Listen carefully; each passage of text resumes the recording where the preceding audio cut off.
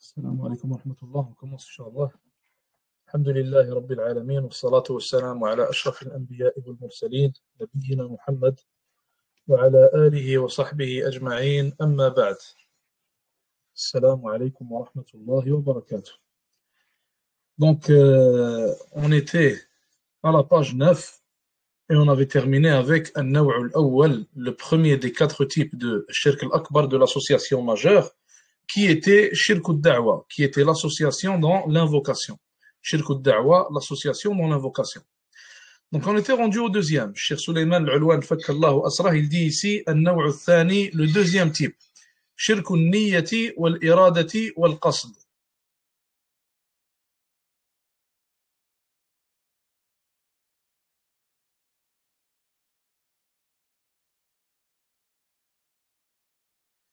Excusez-moi, il y avait un peu de bruit. Donc, An-Naw' al-Thani. Donc le deuxième type, Shirk al-Niyyati wal-Iradati wal-Qasd. Le deuxième type, c'est l'association dans l'intention et dans l'objectif. Quand on parle de l'objectif, on parle de ce que la personne recherche avec son action. Quelle est l'intention que la personne a là? Qu'est-ce que la personne désire? Qui est-ce qu'elle cherche à satisfaire? Est-ce Allah Azza wa Jal ou alors autre que lui subhanahu wa ta'ala? Et la preuve, c'est la parole d'Allah Azza wa Jal. Man kana yuridu al-hayata ad-dunya wa zinataha nuwaffi ilayhim a'malahum fiha wa hum fiha la yubkhasun. Allah Azza wa Jal dit, celui qui désire la vie d'ici-bas, donc il la désire comment? Il la désire avec son intention. Il fait des actions en désirant la vie d'ici-bas seulement. Comme on va l'expliquer, Inch'Allah Ta'ala. Celui qui désire la vie d'ici-bas et la beauté qu'il y a dans cette vie d'ici-bas, nuwaffi ilayhim a'malahum fiha. Alors ils seront récompensés pour leurs actions dans cette vie d'ici-bas. Allah Azza wa Jal continue dans notre verset en disant, Ulaika alladhina laysa lahum fil akhirati illa an-nar. وحبط ما صنعوا فيها وباطل ما كانوا يعملون. Allah Azza wa Jalla décrit en disant, ces gens-là, ils n'auront dans la akhira que le feu de l'enfer. وحبط ما صنعوا. Et toutes les actions qu'ils font seront vaines et seront descendues par Allah Azza wa Jalla. Donc elles ne seront pas acceptées. وباطل ما كانوا يعملون. Et tout ce qu'ils faisaient sera vain et ne sera pas accepté. Ceci signifie bien sûr que toutes leurs actions en réalité relève de l'association majeure, car Allah Azza wa Jal n'accepte pas les actions de celui qui meurt sur l'association majeure, comme on l'a vu, et il rabaisse toutes ses actions et les rend vaines, subhanahu wa ta'ala. Donc, quiconque désire de par ses actions seulement la vie d'ici-bas, alors cette personne en réalité, elle aura commis l'association majeure, comme on l'expliquera, Inch'Allah, dans quelques lignes. قال العلامة ابن القيم, donc Cheikh Sulayman al-Ulwan ici, il nous rapporte une parole d'Ibn al-Qayyim, rahimahullah, où il a dit, أما الشرك في الإرادات والنيات فذلك البحر الذي لا ساحل له وقل من ينجو منه. Il a dit pour ce qui est de l'association dans l'intention, dans l'objectif et l'intention. فذلك البحر الذي لا ساحل له. En réalité, c'est un océan qui n'a pas de début, qui n'a pas de fin, qui n'a pas de début. C'est un océan qui est énorme. Ce que Ibn al-Qayyim, rahmatullahi alayhi, il veut dire par là, comme le Cheikh Sadiq al-Hashimi l'a expliqué, c'est que il y a tellement de possibilités à ce qu'une personne tombe dans l'association majeure à cause d'un défaut dans son intention, qu'Ibn al-Qayyim, rahimahullah, l'a défini comme étant un océan sans début et sans fin. Un océan qui est énorme, car les opportunités de déviance, wal-'iyadhu billah, à propos de l'intention, sont en grand nombre et n'ont pas de limite en quelque sorte. Et il a dit, peu de personnes arrivent à être sauvées de ce type d'association. Peu de personnes arrivent à être sauvées de ce type d'association. من أراد بعمله غير وجه الله ونوى شيئا غير التقرب إليه وطلب الجزاء منه فقد أشرك في نيته وإرادته. Et puis Ibn al-Qayyim a défini en réalité ce deuxième type de shirk akbar en disant, quiconque désire avec ses actions autre que la face d'Allah subhanahu wa ta'ala, que le visage d'Allah, et quiconque a une intention autre que le fait de se rapprocher d'Allah Azza wa Jalla avec ses actions, et quiconque désire la récompense d'autre qu'Allah subhanahu wa ta'ala, alors il aura commis l'association dans l'intention et dans l'objectif. Alors il aura commis l'association, encore une fois, dans l'intention et dans l'objectif. Et Cheikh Sulayman al-Ulwan, il explique la parole ici, en la résumant et en l'expliquant, il dit ici, وجعل شرك النية شركا أكبر محمول على من كانت جميع أعماله مرادا بها غير وجه الله. Il dit, et le fait de citer que le shirk de l'association relève de l'association majeure et non pas de l'association mineure, ceci est porté, ou plutôt c'est compris à propos de la personne qui fait en sorte que toutes ses actions sont faites pour autre qu'Allah Azza wa Jal. Et non pas de la personne, mathalan, qui fait une seule action ou deux pour autre qu'Allah subhanahu wa ta'ala. Donc en réalité, maintenant, il va falloir qu'on divise ça en deux types. Une personne qui fait des actions pour autre qu'Allah Azza wa Jal, ou alors le fait de faire des actions pour autre qu'Allah subhanahu wa ta'ala est divisé en deux types distincts. Le fait de faire des actions pour autre qu'Allah Azza wa Jal est divisé en deux types distincts. Le premier type, c'est le fait de faire toutes ces actions pour autre qu'Allah subhanahu wa ta'ala. Un exemple, mathalan, par exemple, une personne qui fait toutes ses actions pour une idole, par exemple, en espérant la récompense, la protection de cette idole. Ou alors quelqu'un qui fait toutes ces actions-là pour une soi-disant divinité qui n'existe pas, mathalan. Ou alors quelqu'un qui fait toutes ces actions pour un prophète, comme le font par exemple les chrétiens avec Isa ibn Maryam alayhi salatu wassalam. Donc la personne qui fait toutes ces actions pour autre qu'Allah Azza wa Jal, son intention à propos de toutes les actions qu'il fait, c'est autre qu'Allah subhanahu wa ta'ala, alors cette personne aura commis l'association majeure qui la sort complètement de l'islam et qui fait en sorte qu'elle finira wal'iyadu billah éternellement en enfer si elle meurt sur cette action-là et si elle meurt dans cet état-là. La deuxième situation, donc le deuxième type plutôt, le deuxième type et la deuxième situation. Une personne qui fait ses actions pour Allah Azza wa Jal, une personne qui est un muwahhid, mais parfois, de temps en temps, il fait certaines actions pour autre qu'Allah subhanahu wa ta'ala. Parfois et de temps en temps, il fait certaines actions pour autre qu'Allah Azza wa Jal. Un exemple de cela. Quelqu'un qui fait toutes ses actions pour Allah subhanahu wa ta'ala, quelqu'un qui est un musulman, il fait ses prières pour Allah Azza wa Jal, il craint Allah subhanahu wa ta'ala du mieux qu'il peut, mais parfois lorsqu'il est à la mosquée par exemple, et qu'il se lève pour prier 2 rak'at, parfois il y a du riya, il y a de l'ostentation qui rentre dans son cœur, et il commence à faire ces actions-là pour les gens, et non pas pour Allah Azza wa Jal. Donc pour que les gens disent que c'est une personne pieuse, c'est quelqu'un de bien, c'est quelqu'un qui vient à la mosquée, c'est quelqu'un qui allonge ses prières, etc. Pour n'importe quelle raison, dans tous les cas, il les fait pour autre qu'Allah Azza wa Jal. Mais il ne fait pas toutes ses actions pour autre qu'Allah subhanahu wa ta'ala. C'est là que vient la différence. Il fait certaines actions seulement pour autre qu'Allah Azza wa Jal. Alors dans ce cas-là, le cheikh il dit ici, أما من طرأ عليه الرياء فهو شرك أصغر وسيأتي إن شاء الله إيضاحه. Il a dit, pour la personne qui a de l'ostentation parfois, donc parfois l'ostentation lui vient, alors dans son cas, c'est de l'association mineure. Elle est tombée dans l'association mineure et non pas l'association majeure. Et le cheikh va l'expliquer, incha'Allah ta'ala, dans les pages qui sont à venir. Bi'idnillahi azza wa jal. Donc ça, c'était pour le deuxième type d'association majeure, qui est l'association dans l'intention et dans l'objectif. Donc, shirkul irada wa niyya. Maintenant, le troisième type, le troisième type d'association majeure. Le cheikh dit ici, shirkut ta'ati, l'association dans l'obéissance. Shirkut ta'a, ou alors l'association dans l'obéissance. Il l'explique ici, fakallahu asrah, en disant, وهي طاعة الأحبار والرهبان في معصية الله تعالى كما قال الله عز وجل. Donc l'association dans l'obéissance en réalité, le cheikh a donné un exemple ici en disant que c'est le fait d'obéir aux ahbar et ruhban, donc le fait d'obéir aux prêtres, le fait d'obéir par exemple à l'équivalent du prêtre chez les juifs, j'ai oublié comment ils appellent ça en français, donc les prêtres et l'équivalent des prêtres chez les juifs, etc., et de leur obéir dans ce qui est une désobéissance à Allah Azza wa Jal. Donc de leur obéir, comme on va le voir Inch'Allah dans les prochaines pages, leur obéir dans des choses qu'ils ont changées à propos de la religion d'Allah subhanahu wa ta'ala. Leur obéir à propos de choses qu'ils ont rendues halal alors que c'était haram. Allah Azza wa Jal les avait rendues haram. Ou alors le contraire, leur obéir à propos de choses qui étaient haram alors qu'Allah subhanahu wa ta'ala les avait décrétées comme étant halal. Et bien sûr, cette obéissance ne se limite pas aux prêtres seulement. Cette obéissance ne se limite pas aux prêtres seulement. Plutôt, Cheikh Suleiman Al-Ulwan, il a cité un exemple ici parmi les exemples. Et cet exemple-là a été cité par Allah Azza wa Jal.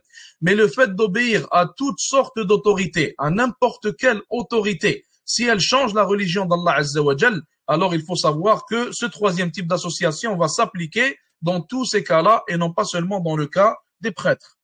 Allah Azza wa Jal a dit à ce propos dans le Coran, اتخذوا أحبارهم ورهبانهم أربابا من دون الله والمسيح ابن مريم وما أمروا إلا ليعبدوا إلها واحدا La ilaha illahu subhanahu amma yushrikun. Allah Azza wa Jalla a dit, ils ont pris leurs prêtres et leurs ruhban comme étant des dieux, des divinités, autres qu'Allah subhanahu wa ta'ala. Et ils ont aussi pris Al-Masih ibn Maryam, donc Isa alayhi salam, comme étant une divinité. وَمَا أُمِرُوا إِلَّا لِيَعْبُدُوا إِلَهًا وَاحِدًا. Puis Allah Azza wa Jalla dit, et il ne leur a été ordonné que d'adorer une seule divinité. La ilaha illahu, nulle divinité autre que lui. Subhanahu amma yushrikun. Donc, subhanahu à propos de l'association qui lui associe, subhanahu wa azza wa jal. Donc, en réalité, ici, ça nous parle du fait que Allah azza wa jal leur a ordonné son obéissance à lui seul. Il leur a ordonné son adoration à lui seul. Mais ils ont adoré autre que lui, wal'iyadu billah, dhulman wa buhtanan. Puis le cheikh, il explique ici, Cheikh Suleiman al-Ulwan, il dit, ومما يفسر هذه الآية ويوضحها ما رواه الترمذي وغيره عن عدي بن حاتم. Donc il dit, est-ce qu'il vient expliquer ce verset-là? Il y a un hadith qui a été rapporté par Tirmidhi et par d'autres, donc le hadith de Adi ibn Hatim. Adi ibn Hatim, il faut savoir que c'était un compagnon, radiyallahu ta'ala anhu. Et avant d'être musulman, avant d'avoir accepté l'islam, Adi ibn Hatim était un chrétien.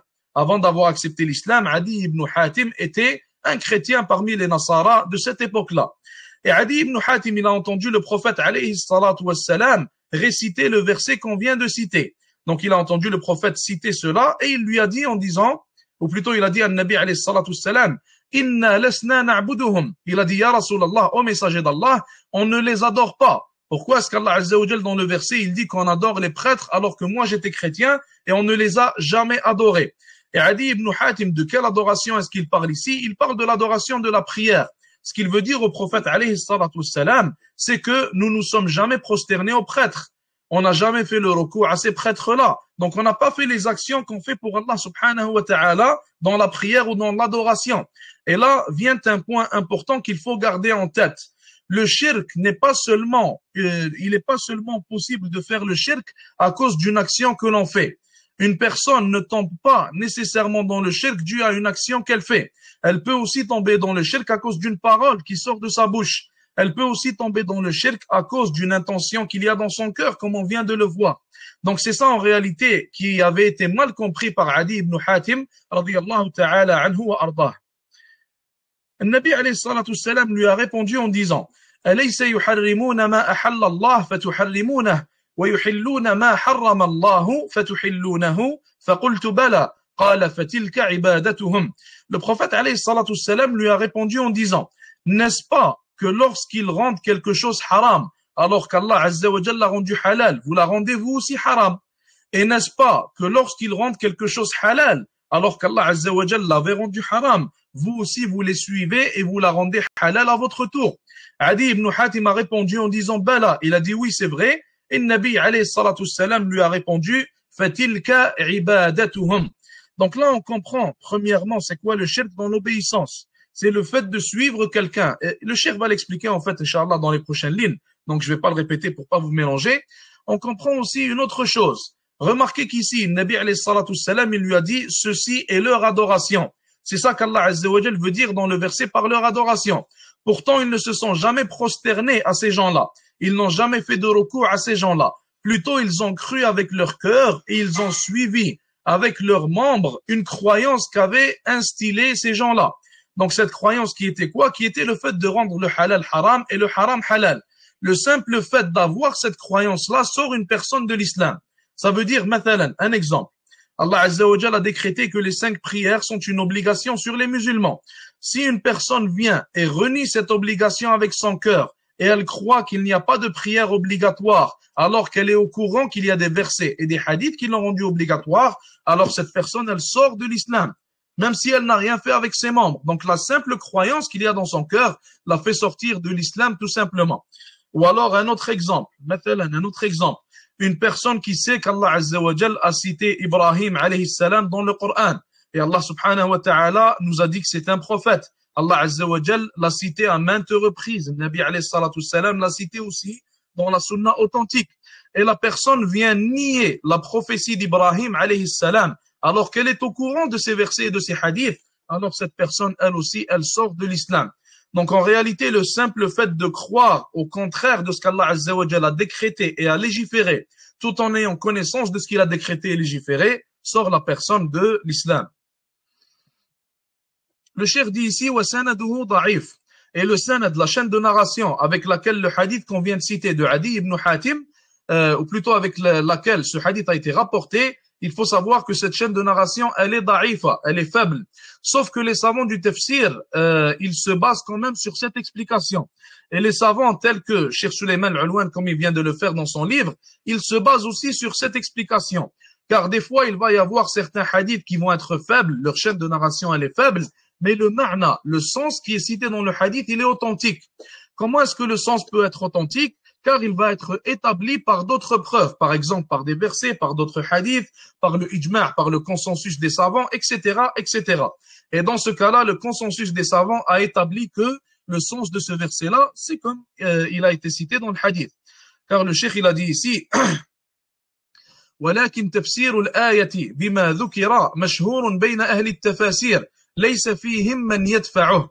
Il a dit, mais le tafsir du verset, avec le hadith qu'on vient de citer, ou alors de la même manière qu'il a été expliqué dans le hadith qu'on vient de citer, est connu et populaire chez les gens du tafsir.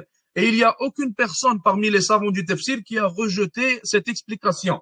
Ce qui en fait un consensus parmi les gens, et parmi les savants du tafsir, excusez-moi. قال شيخ الإسلام ابن تيمية رحمه الله. Et là, l'explication vient. L'explication de Cheikh l'Islam ibn Taymiyyah rahimahullah à propos de tout ce qu'on vient de voir. Et il faut savoir que les gens qui commettent l'association ou alors les gens qui vont obéir à quelqu'un dans la désobéissance d'Allah Azza wa Jal vont être de deux types différents. Et les deux types vont être cités par Cheikh l'Islam ici. Donc, il a dit ici وَهَؤُلَاءِ الَّذِينَ اتَّخَذُوا أَحْبَارَهُمْ وَرُهْبَانَهُمْ أَرْبَابًا حيث أطاعوهم في تحليل ما حرم الله وتحريم ما أحل الله يكونون على وجهين. Il a dit ici, ceux qu'ils ont pris comme seigneur, comme divinité, leurs prêtres et leurs rohban, et qu'ils leur ont obéi dans le fait de rendre halal le haram et haram le halal, vont être de deux types différents. Ils vont être de deux types distincts. Le premier type, le premier type, أن يعلموا أنهم بدلوا دين الله فيتبعونهم على التبديل فيعتقدون تحليل ما حرم الله وتحريم ما أحل الله اتباعا لرؤوسهم مع علمهم أنهم خالفوا دين الرسل فهذا كفر. Le premier type, ce sont des gens qui vont obéir à leurs prêtres ou alors à leurs gouverneurs ou alors à toute forme d'autorité dans le halal qu'il a rendu haram et dans le haram qu'il a rendu halal. Et ils vont aussi croire, donc ils vont avoir cette croyance-là. Ils vont croire en ce que leur gouverneur ou alors en ce que leur rabbin leur dit. Mathalan, on donne un exemple. Chez les juifs, mathalan, Allah Azza wa Jalla leur a ordonné de mettre le voile. Allah Azza wa Jalla a ordonné le voile aux femmes juives. Mais les rabbins et certains d'entre eux, ils ont joué avec la religion d'Allah Azza wa Jalla et ils ont cité que le voile n'est pas obligatoire à porter. Maintenant, s'il y a une personne qui va les suivre et il va croire réellement avec son cœur, on parle dans le temps de Moussa et non pas maintenant, car toute personne vivant aujourd'hui a l'obligation de suivre Muhammad alayhi salam. Toute personne vivant après l'envoi de Muhammad sallallahu alayhi wa sallam a l'obligation de le suivre. Donc maintenant, une personne au temps de Moussa alayhi salam qui va aller suivre les rabbins. Et les rabbins ont changé la religion d'Allah Azza wa Jal en citant que le voile n'était pas obligatoire. Et cette personne-là va croire avec son cœur que le voile n'est pas obligatoire. Donc elle va appliquer ça et elle va le croire. Alors cette personne, elle sortira de la religion d'Allah Azza wa Jal.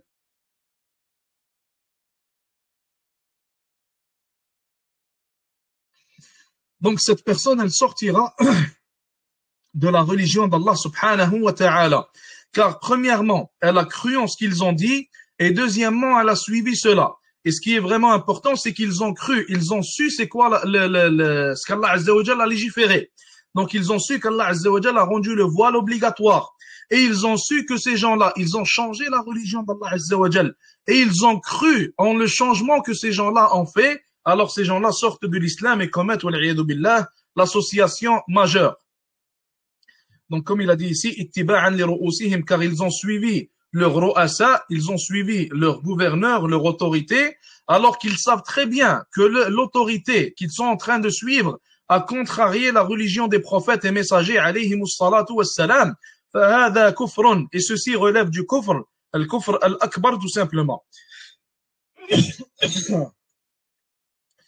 Il continue en disant وقد جعله الله ورسوله شركا وإن لم يكونوا يصلون لهم ويسجدون لهم. Il a dit, Allah subhanahu wa ta'ala ainsi que son messager alayhi salatu wassalam ont cité qu'une telle action relève de l'association majeure, même s'ils ne prient pas vers cette autorité-là, même s'ils ne font pas la prosternation à cette autorité-là. فكان من اتبع غيره في خلاف الدين مع علمه أنه خلاف الدين واعتقد ما قاله ذلك دون ما قاله الله ورسوله مشركا مثل هؤلاء. Et le cheikh il a dit, et quiconque suit une personne alors qu'elle a contrarié la religion et il sait que cette personne a contrarié la religion, donc elle a rendu le halal haram ou alors le haram halal, et il a cru en ce que la personne est en train de dire. Donc au lieu de croire que cette chose a été rendue haram par Allah Azza wa Jal, il croit qu'elle est halal car telle personne l'a rendue halal.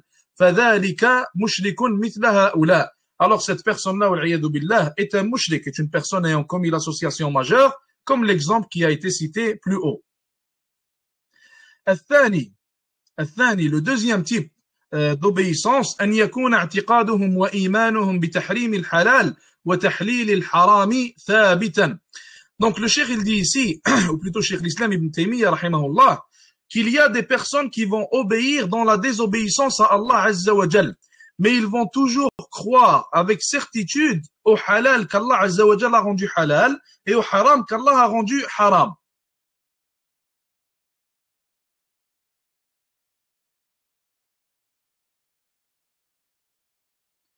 Donc, dans le cas de ces gens-là, ils vont croire en ce qu'Allah Azza wa Jalla a révélé, ils vont croire en ce qu'Allah subhanahu wa ta'ala a légiféré, mais ils vont obéir à ces gens-là dans la désobéissance d'Allah subhanahu wa ta'ala. كما يفعل المسلم ما يفعله من المعاصي التي يعتقد أنها معاصي.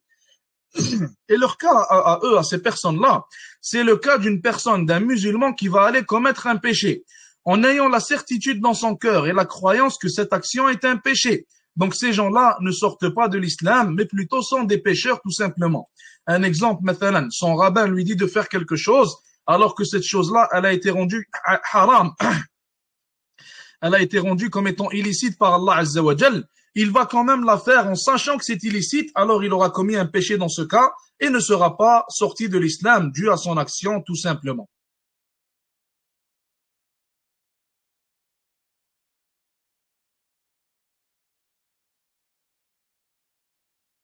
Donc on va s'arrêter là pour aujourd'hui, Inch'Allah Ta'ala. J'ai pas mal de tout, subhanallah.